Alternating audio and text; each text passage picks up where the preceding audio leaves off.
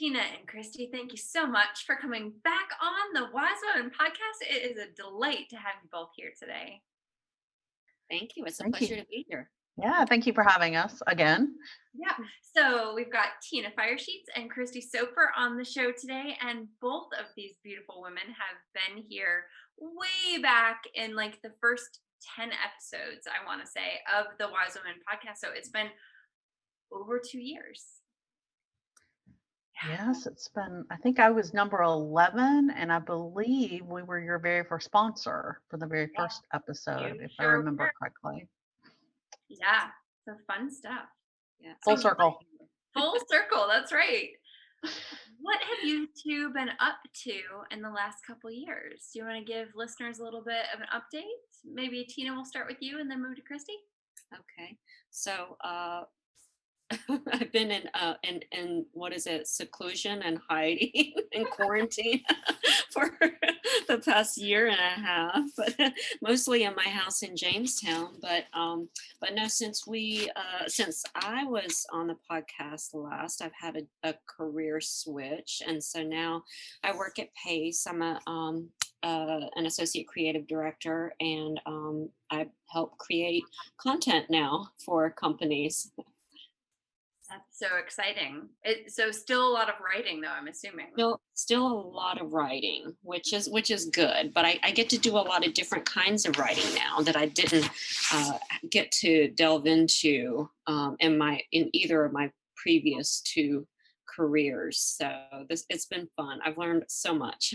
Oh, that's awesome. And Christy, how about you? What have you been up to over the last couple years? Oh gosh, well, equally in hiding, although I did most of my hiding in Hawaii and Denver for a number of months, and returning to the area and settling back in. And all of that was precipitated by actually closing my small business during COVID. The travel industry took it on the chin. You could say that we were the canaries in the coal mine as all of that began a year ago ish. And so we made the conscious decision to operationally close the company just because we didn't have a crystal ball and wasn't sure how long that was going to go, and decided to take what we had earned and save it for a future venture. Which will be rolling out next month for us. So we are making good progress on that and working on this little baby initiative that Tina and I have partnered on as well. Can you all share exactly what it is you are up to and how this sweet little project came about? So it's interesting, when my sabbatical began last summer, late last summer, we were sitting in Hawaii, and I was spending a lot of time soul searching. Being surrounded in that beauty and that culture just gave us such insight and respect for that community in particular. And that was rolling around for me at the same time that I was sort of contemplating my own identity at its core outside of entrepreneurship and a big corporate career, and really thinking through what it meant to be Korean American and Asian American and how that differs so much beyond what a lot of people just assume is a bit of a monolith. And so it was interesting for me to have that experience in the islands and then come home and be really exposed more closely, it feels like, to what's happening around the Asian American community and the result of hurtful language and attacks and the violence that is ramped over the last year in particular, directly correlated to COVID. For me, coming home and processing all of that and thinking about through my own lens what it meant to be of Korean descent, living in the South, growing up in the South, and understanding sort of the biracialness of my existence. When we got home, I guess we'd been home about a month, and Tina came across my path, as she does occasionally because we're friends on Facebook. And there was just something that clicked. I'm not sure what the post was about. And it was like, oh my gosh, I have the time. It's now. We're reaching out to her and just started this conversation that began with, I have an idea and I really need your help. Because she's famous in the communication circles. And rightfully so for her talent. And she said yes. And so that's how I ended up here. Tina, why did you say yes to this project? Well, I mean, how can I say no? I mean, it spoke to everything that, gosh, where do I even start? Christy and I share similar history of growing up Asian American in the South, and there aren't a lot of us here. We're not as visible as you would find in on the West Coast or in more urban areas. And so, you get a few Asians together. We're so excited to see each other and share our stories that we can't stop talking.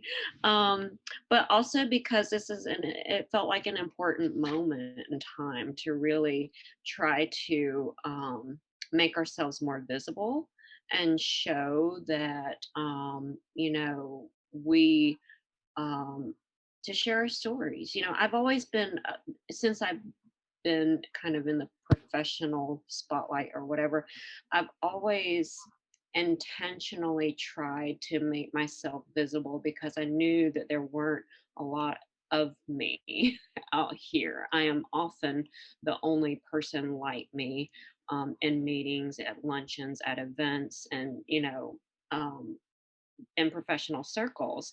And so, I have always felt it was important to be visible. Tell us exactly what this project is. What are you getting ready to launch? So the first week of May, well, the month of May is the Asian American Pacific Islander Heritage Month. And when Tina and I first started talking about this around mid-March, the whole idea was, how do we counterbalance what is so prevalent in the media right now around the violence and hatred and victimization, particularly of women and seniors in Asian American communities, and have been over the last year. And for us, it was, if we are telling the stories and they're unfiltered and unvarnished, and they're just through the real lens of Asian Americans living their lives and their day to day, and to tell their stories and talk about what that lens is like for them, and what they've accomplished in their lives, and what they're focused on now, and what they're mindful about, be able to relate to that. And it's funny, we had a conversation with a journalist recently, a young woman, and she was just so excited to be on the phone with us. And we always giggle when we do these interviews, because on Zoom everybody looks a little bit alike. And these calls, and we are not used to it, and it just brings such joy. So it has turned into as much about raising the voice outwardly in the community, as much as it's about connecting the community, and taking down some of the barriers, and having people reach out, and even learning within the Asian American community, even though I might be Korean and someone else is Japanese and someone else is Montagnard. It's just fascinating where those similarities really lie. And I think that, it's so important. We want it to be understood that this isn't a platform for, for presenting ourselves in a victimization kind of light or anything like that. But really, it's about sharing our stories, and it's about, bringing people together, and networking, and just, letting people know that, that we're here. I hear when I came to Greensboro more than 20 years ago, people would say Greensboro is not very diverse, and I used to argue with them. Yes, it's incredibly diverse. You just don't know where to look. The Vietnamese have community has been here since after the war when Lutheran Family Services at the time had built a really efficient and successful way of of welcoming these refugees. And because of that success, Greensboro just kind of became this center for resettling refugees. And so we have so many refugee communities from Asia and Africa and across Central and South America. And it's just, you can see it in the businesses. If you once you're made aware of it, to me, you can't not see it. And so trying to shed light on the Asian community that's here, that we're more than just restaurants and nail salons and guest musicians at concerts, classical music concerts. Where there's just so much more than that. I was researching just the numbers, just to really kind of understand population density in the state, in the country, in the county, et cetera. And even I was surprised at the growth rate the Asian American population has grown in the US over the last 19 years as the fastest growing. Like it's up, I think it was like 81% in the country. And then in North Carolina in that same time period, it was up 175% over that same like roughly 19-year time frame. So the growth has been very significant. And to Tina's point, as much as one immerses himself or herself in it, is really the indicative of the level of awareness around the different communities. And granted, the bigger cities are going to have the bigger population, but generally speaking, it's an impressive amount of presence and growth in this area. That's incredible. So in this series, which sort of reminds me of like a Wise Women series, but for the Asian American community, is what it sort of reminds me of. What are you highlighting a specific industry? How did you identify who you wanted to talk to and highlight? I was asked this earlier and I was like, okay, it's super scientific. Are you ready? Yep. It's called the Friends and Family Plan. It has been a lot of fun because Tina and I on the phone just started comparing notes of people that that we knew in our own circles, who we thought would be great characters or have great stories or had an interesting experience, like a restaurateur who has really innovatively aspired locally to create, I'll call it an Asian oriented flavor palette in the food, but you wouldn't necessarily, kind of categorize it that way. A lot of people, I think, are a little bit surprised that he is Vietnamese American and as the owner. And it was great to just have a conversation with him where he has brought his West Coast experience into opening a restaurant East Coast, and having grown up across the country and bringing all those influences together, along with an amazing wine palette. I give him total kudos for that, which I love. And so it's a lot of fun to just hear his story from start to finish. And, we had such a good time with him and another couple that we're interviewing, that's Tina had interviewed. Tina, you want to talk about them a little bit? Yes. They're amazing. So I had met Sona and Steve years ago through the magazine, 1808 magazine. They have a dental practice in town, and Sona is a pediatric dentist, and he treats adults. But they met in dental school, and I knew they had this amazing multicultural kind of backstory. Sona's family was one of the first the first 10 Indian families to settle in Greensboro. And Steve is half Korean, half Caucasian. And and then they have this daughter that they are raising, to with all of the cultures. And so we just thought that theirs was a beautiful example of love, of running a business together. So we don't just limit the conversation to race and culture, and but just what is it like to run a dental practice together as a husband and wife, and what does it mean to raise a daughter, and teach her the all of the cultures within her families. And so yeah, it's the breadth of conversations and stories is I hope what people will find interesting, whether they're interested in diversity or not. Mm. What has surprised you the most about embarking on this project?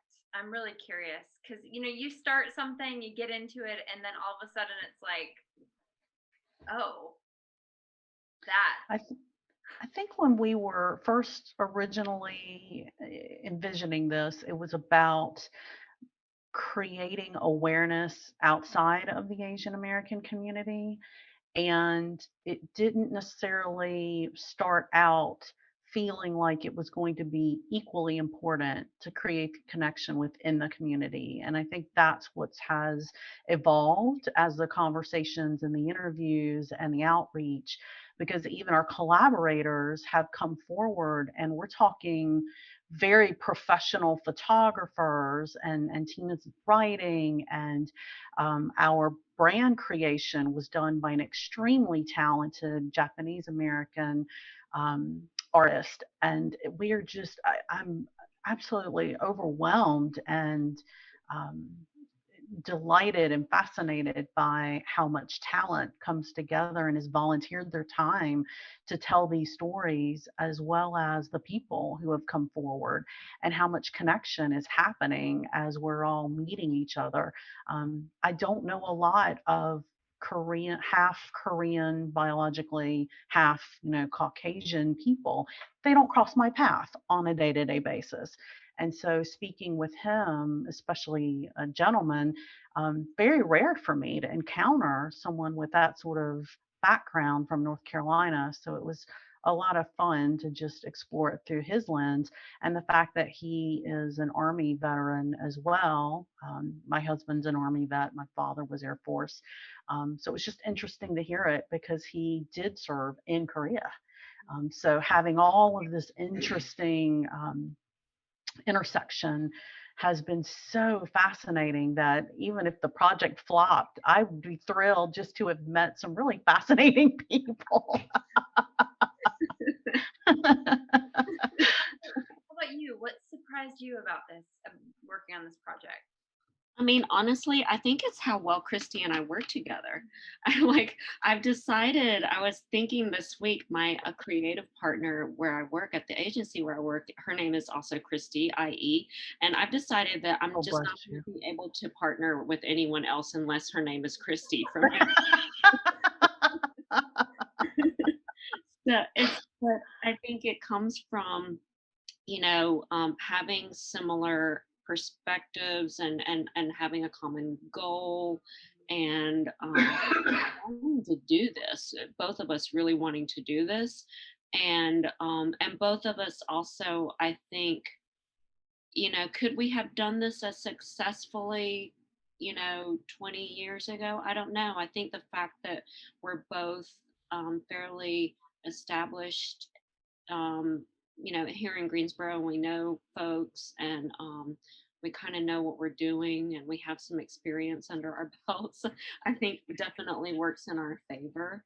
Um, it's been fun. Like we're looking at launching next week, and it's a little scary and a little stressful, but but it's been fun. Yeah. So this episode will go out on Monday, and then I believe you launch on the 1st of May. Is that correct? We will launch on the 1st of May. That is our commitment. to have everything up and running. And at that point, Tina and I will be the first sort of features, if you will. I've always learned as a good leader that you're not asking of other people what you're not willing to do yourself.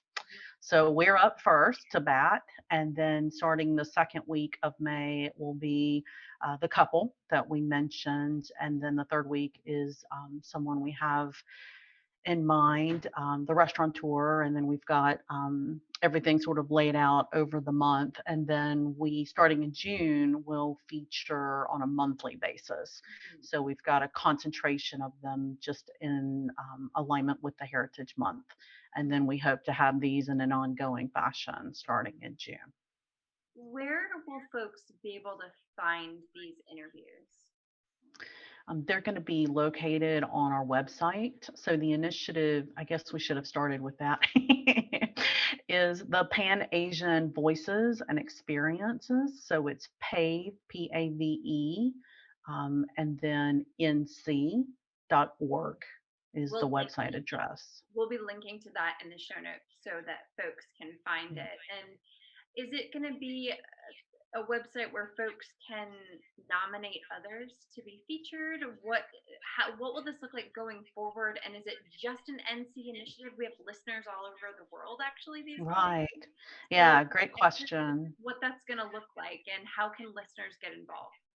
Initially, we were focusing on the local area in the state, mainly because most of our connections, so to speak, are in this area. I can envision it going much farther beyond that at some point. But one point of note that I should mention is that the content will be on the website and available for free use. So in theory, we are donating all of this content and effort so that people can leverage it and utilize it, be it nonprofits, organizations, places of worship, really anyone. And so on the website, you'll be able to download the assets themselves, be it professional photography of the interviewee, as well as videos, a summary, and snippets of key moments in the videos. We'll also have social media posts out there and the personal blog article about the story as well. So generating quite a bit of content over each week and giving that away, only asking that, the artist be given credit for the photography, et cetera. And the intention will be once those are up and running, anybody is welcome to volunteer either themselves or someone else they know. We would love that. We want to encourage that and raise up other voices as well. So we'd be delighted if someone went to the website and nominated themselves or someone else. Awesome. Awesome. What else do folks need to know about this project? There's a couple of other aspects that we're envisioning, but given it's a 100% volunteer initiative, we're not going to get to it probably in May. We are also looking to create a database of Asian American owned businesses in case people want to patron those or be aware of those. And we're also looking to identify organizations that provide support services to the Asian American communities. That way, if people are interested in donating or volunteering, they've got a good place to go for that information consolidated at their fingertips. So we'll be starting on that after the May timeframe and making that available through the website. And folks can self-identify, self-register on either their organization or their business on the website. Yeah. And we'll also and then who knows where it goes. And then who knows where it goes from there.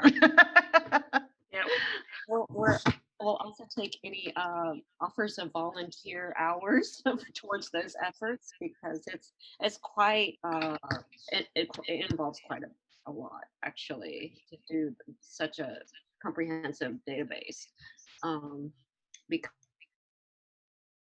all of the businesses are not listed in directories and they're some of them are underground or some of them are it's just really hard to identify all of the businesses and resources.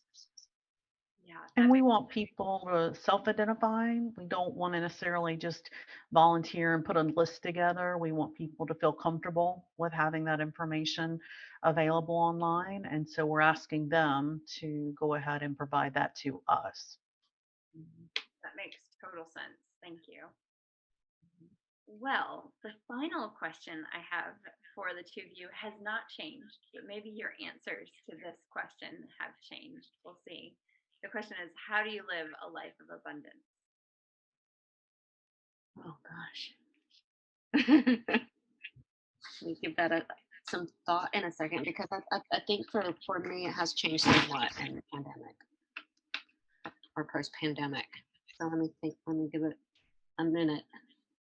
I can't recall what I said the first time, but what I'll say this time is it feels like a complete luxury. And so, in my own way, that is abundance, to be able to live my truth and give, and volunteer and take the time to raise this up. You know, all of the resources, all of our time, all of the technology, we're donating all of it 100%, either hard costs out of our own pocket or our time and in the labor itself. And that feels great to be able to do it for such a worthwhile cause and to have partnerships and collaborations and meeting new people. I mean, that fills my cup so much. And as with many volunteer experiences, the more you give, the more you get back. Thank you. Yeah, I would agree with a lot of what Christy has said. I think for me also, it's recognizing the need to carve out those moments for myself and my family, um, for just a meaningful time with each other. To even though it's so incredibly hard to get time by myself, that's not in the car driving somewhere. um, I feel like if I'm able to get those things in addition to the work that I'm doing and the extra stuff, then I feel like I'm living incredibly abundantly. Mm. But it's not an easy thing to do. It's hard. It's it's hard. Thank you so much for coming on and sharing all about this project. I'm so excited to see it launch. Thank you so much. Thanks for your support. We really appreciate it. Thank you so much. It was an honor and a pleasure.